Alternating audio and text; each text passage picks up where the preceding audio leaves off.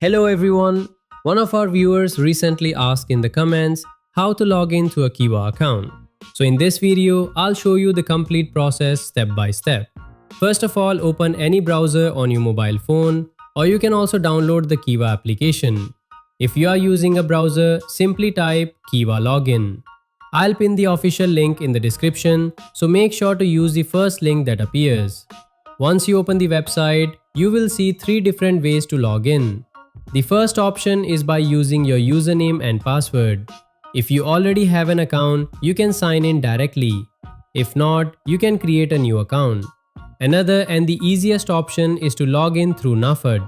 Most people working in Saudi Arabia are already familiar with NAFAD, so I'll show you that method.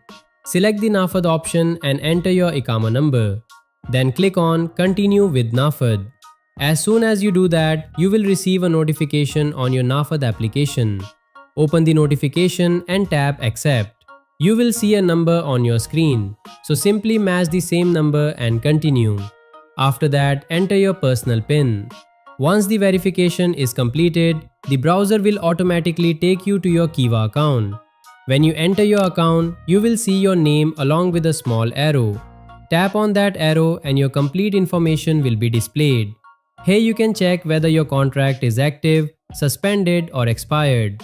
You can also see your job title, salary details, contract duration and how much time is remaining on your contract.